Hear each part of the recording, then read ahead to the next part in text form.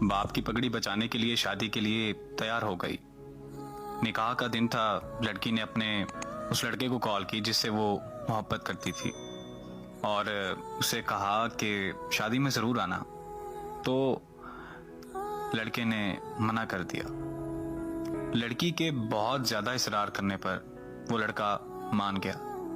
जब निकाह का दिन था और निकाह का वक्त हुआ तो वो लड़का लड़की के सामने खड़ा था। वो लड़का उस लड़की की दी हुई अंगूठी पहन कर आया था जो कभी उस लड़की ने उस लड़के को दी थी।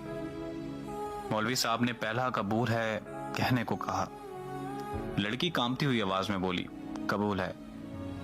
लड़की ने फौरन लड़के की तरफ देखा और वो गर्दन झुकाए उस लड़की के सामने खड़ा था। मौलवी साहब ने दूसरा कबूल है कहने को कहा तो लड़के ने अंगूठी उतार दी।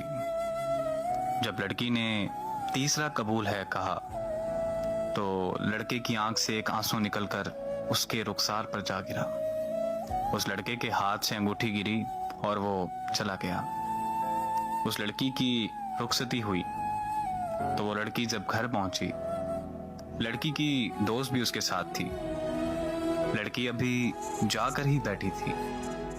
इतने में उसकी दोस्त को एक कॉल आई और कॉल सुनते ही लड़की की दोस्त के हाथ से मोबाइल गिर गया। लड़की के इसरार करने पर लड़की की दोस्त ने उसे बताया कि शादी हाल से जाते वक्त उस लड़के का एक्सीडेंट हो गया और वो वहीं मौके पर मर गया। ये अल्फाज सुनने ही थे कि लड़की के पांव तले जमीन निकल गई, मानो जैसे लड़की पर आसमान आ गिरा हो। वो लड़की अपने होश गंवा बैठी थी।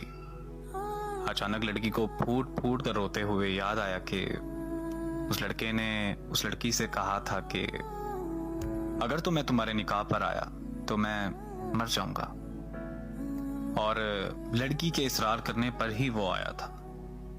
लड़की और फूट फूट कर रोने लगी कि मेरे कहने पर वो आया था। आज के बाद इस बोझ के साथ जिंदगी गुजारनी पड़ेगी कि वो लड़का मेरी वजह से मरा, और इस अजियत में जीना है कि वो मेरी वजह से मरा। मर्द मर तो जाता है लेकिन वो अपनी पहली मोहब्बत को कभी नहीं भूलता, मानो कि उसकी पहली मोहब्बत ही उसके लिए पूरा कुल जहान होती है।